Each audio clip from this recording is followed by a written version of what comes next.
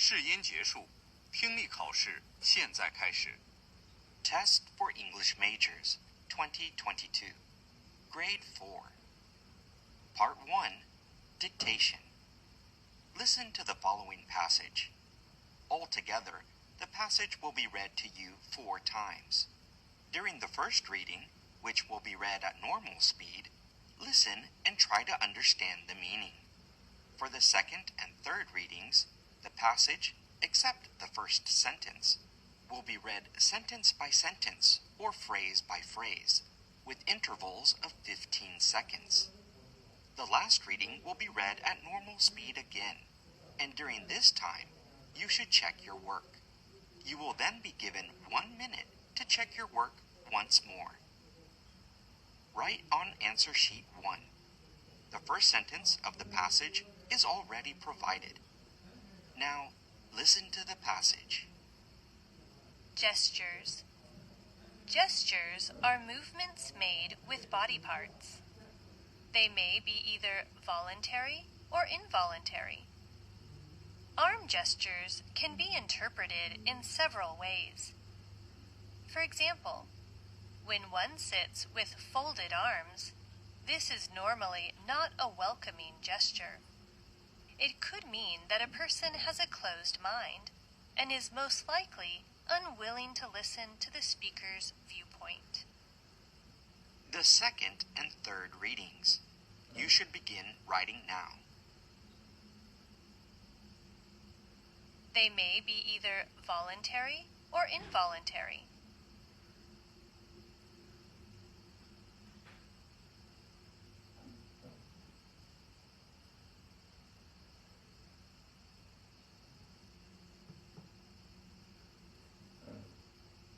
Arm gestures can be interpreted in several ways.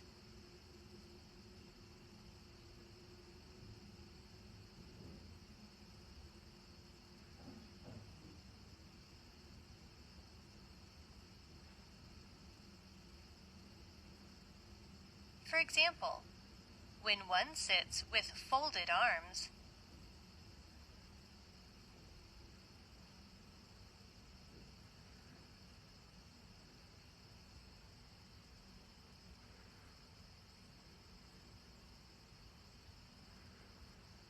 this is normally not a welcoming gesture.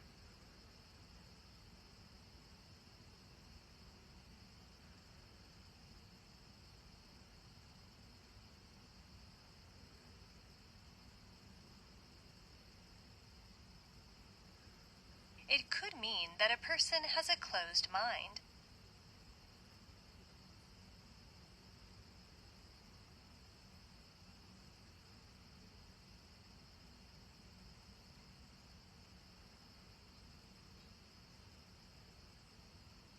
And is most likely unwilling to listen to the speaker's viewpoint.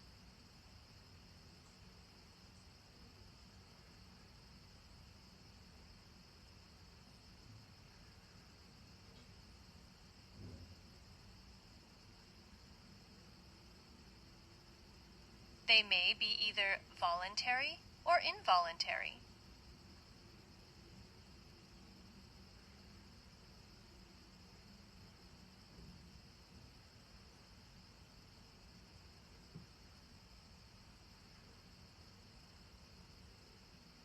Arm gestures can be interpreted in several ways.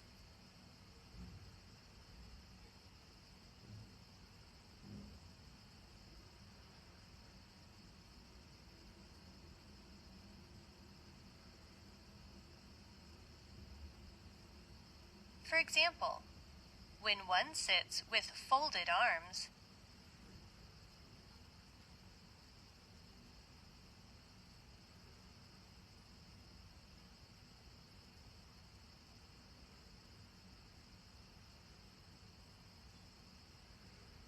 this is normally not a welcoming gesture.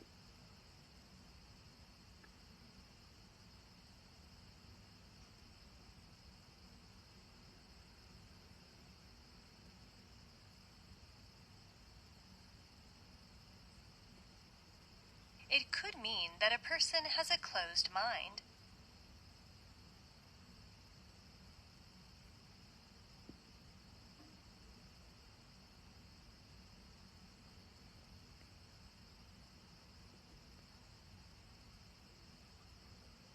and is most likely unwilling to listen to the speaker's viewpoint.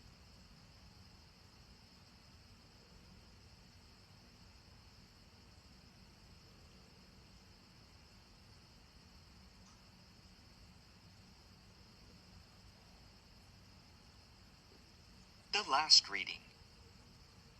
Gestures. Gestures are movements made with body parts. They may be either voluntary or involuntary. Arm gestures can be interpreted in several ways. For example, when one sits with folded arms, this is normally not a welcoming gesture.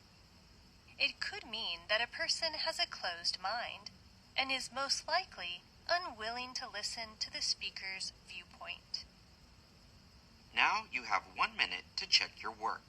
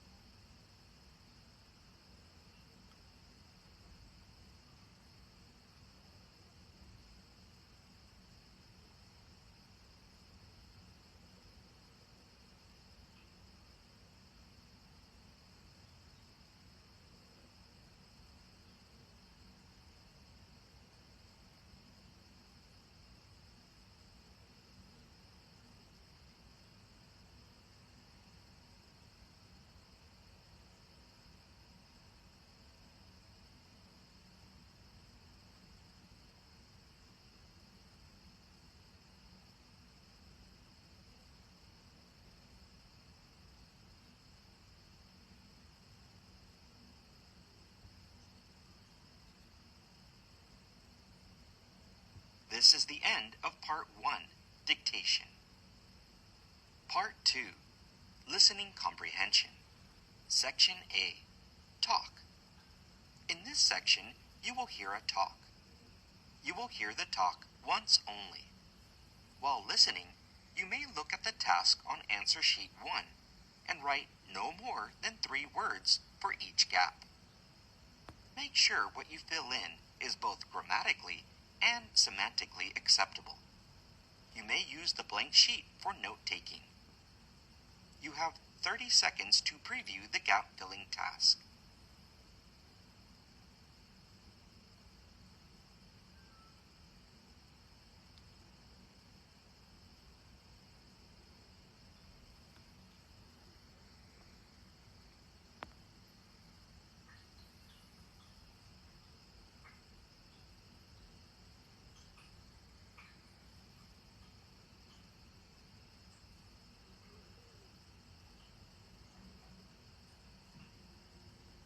Now, listen to the talk.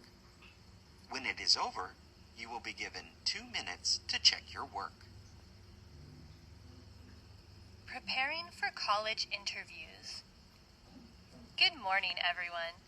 Today, my presentation will focus on the preparation for a college interview. After you have applied for a college you are interested in, there is possibility that you need to prepare for an interview before you are considered qualified by the college. Then, how do you prepare for an interview? Well, I'd say practice makes perfect.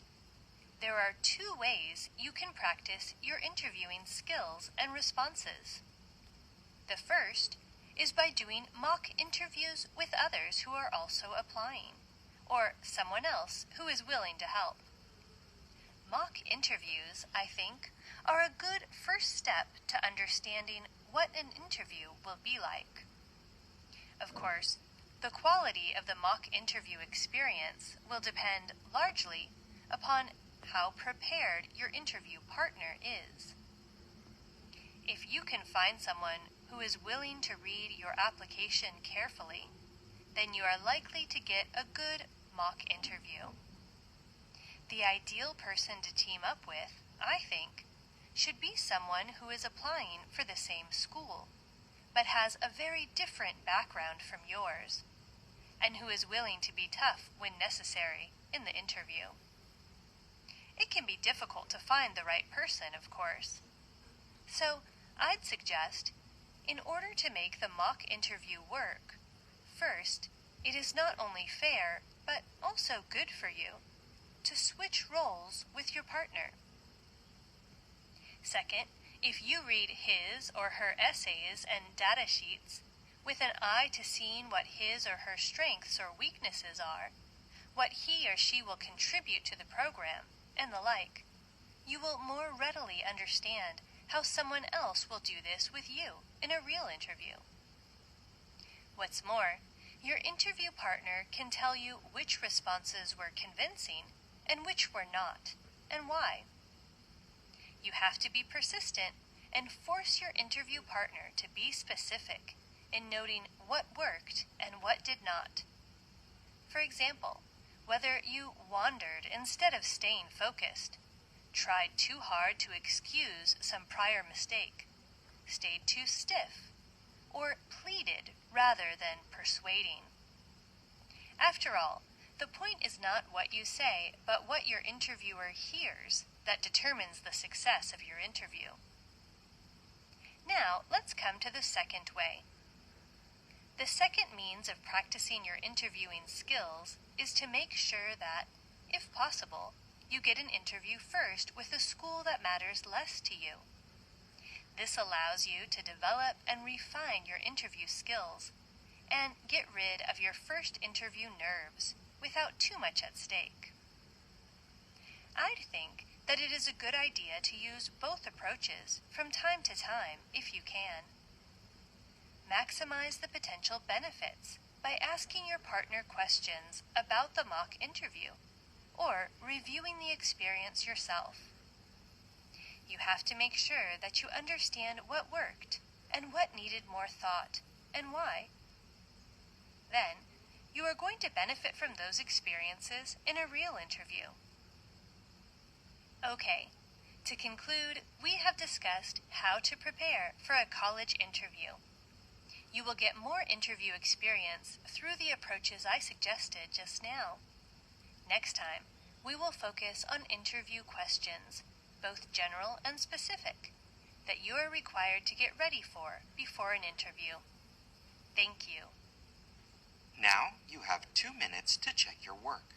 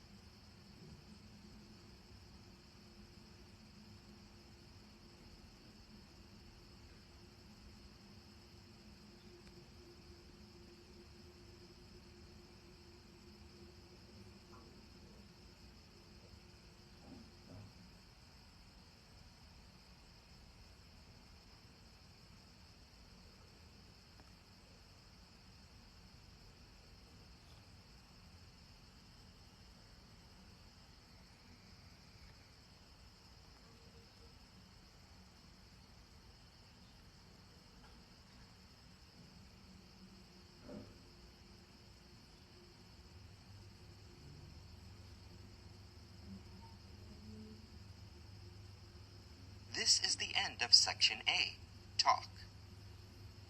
Section B, Conversations. In this section, you will hear 2 conversations.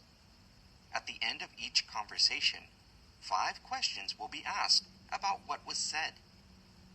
Both the conversations and the questions will be spoken once only. After each question, there will be a 10-second pause. During the pause, you should read the 4 choices of A, B, C, and D, and mark the best answer to each question on answer sheet 2. You have 30 seconds to preview the choices.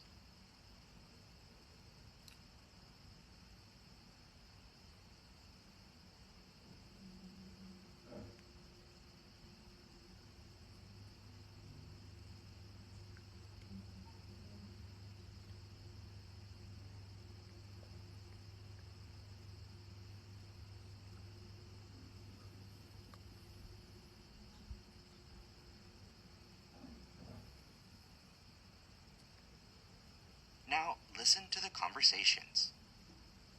Conversation 1. Questions 1 to 5 are based on Conversation 1. Hi, Tim. Are you playing on your smartphone again? Yeah, sorry, Sharon. Just doing something on my smartphone. I can see that, but are you waiting for a call? No, I just carry it with me at all times. Where I go, the phone goes. No phone? No me. Okay, but why do you need your phone so much? Why? What if I need to go somewhere? How will I find my way? What about the weather? Will it rain today? I need to know these things.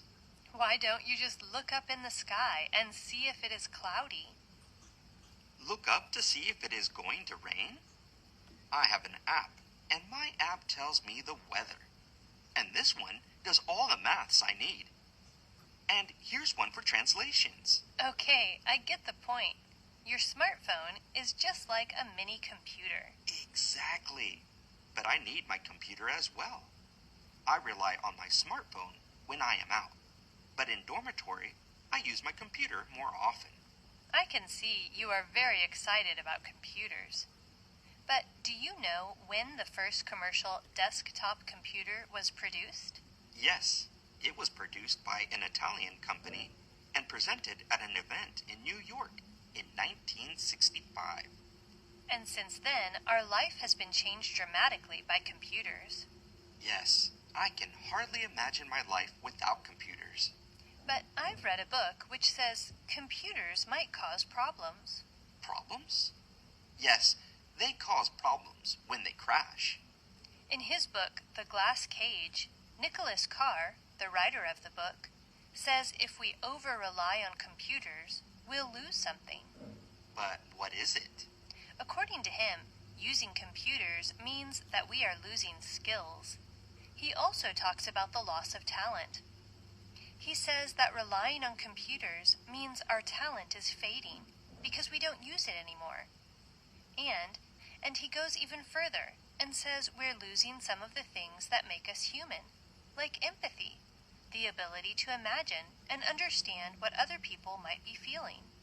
So, do you agree with him? I think he's got a point, actually. It's like the friendships we make on social media. It is nice to get to know new people in different countries, but we have to remember that it's important to talk to people face to face, too. Good idea. I'll try not to rely so much on digital technology. Computers are here to stay, and they'll become more sophisticated. But we have to remember they are just tools. Yes, I can't agree more. Questions 1 to 5 are based on Conversation 1. Question 1. Why does the man carry his smartphone everywhere?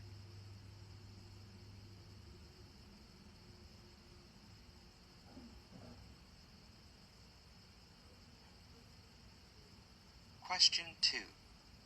What does the man think of his smartphone and computer?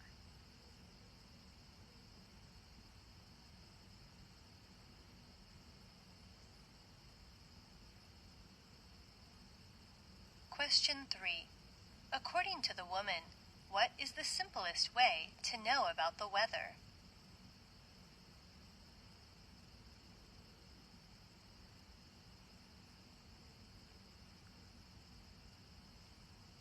Question 4. What does Nicholas Carr say about computers?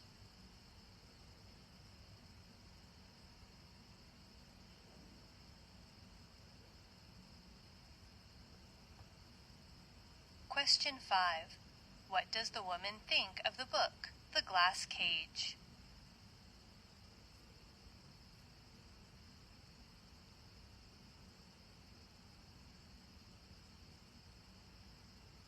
This is the end of Conversation 1. Conversation 2. Questions 6 to 10 are based on Conversation 2.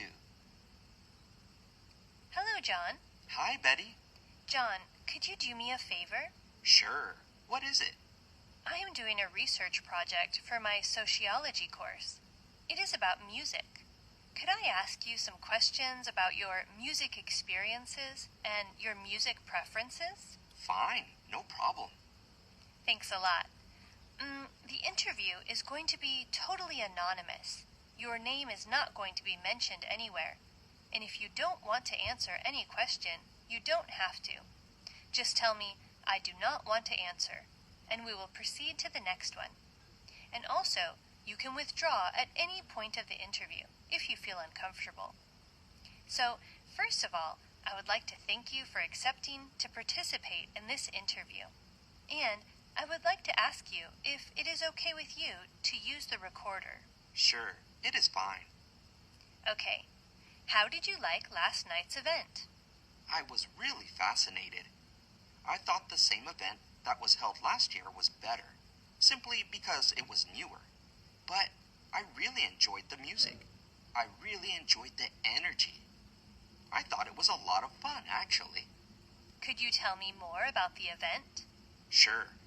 It was a Greek music night, Greek traditional music, organized by a band coming from London called the SOAS Rebetiko Band. And yeah, they came with a 9-piece band and played some music. How often do you go to this type of events? This type of events? Very rarely, about twice a year, because it's very hard to find places where you can go with this kind of music. Then, how do you choose the events that you attend with this type of music? Well, pretty much they are the only ones that take place. Or I go to the ones which have popular stars in them. What do you mean by popular stars? I mean, they are the people I should listen to in this kind of musical field. Sort of the pioneers of the music. All right. So, if I understood correctly, you enjoy the traditional type of music. Well, primarily, the form of music I enjoy the most is jazz. After jazz, I probably enjoy Rebetiko and Serbian folk music. And pop music ranks next. All right, great. So, basically, we have finished with the questions. Would you like to receive a copy of the interview transcript? Not particularly, no. Okay. Thank you very much for your cooperation and your time. You have been very helpful. And thank you very much for contributing to my research. Pleasure. Questions 6 to 10 are based on Conversation 2.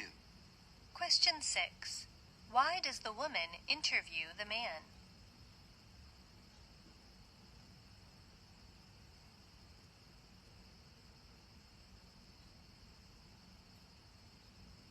Question 7. If the man doesn't want to answer her question, what can he do?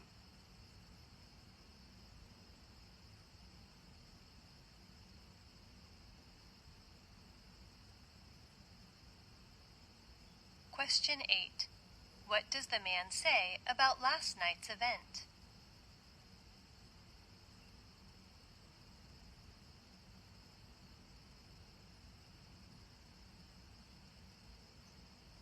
Question 9.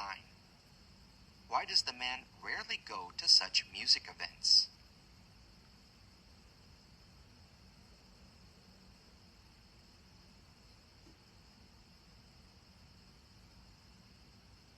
Question 10.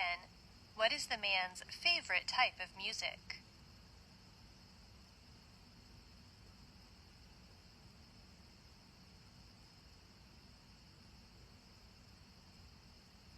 This is the end of Conversation 2.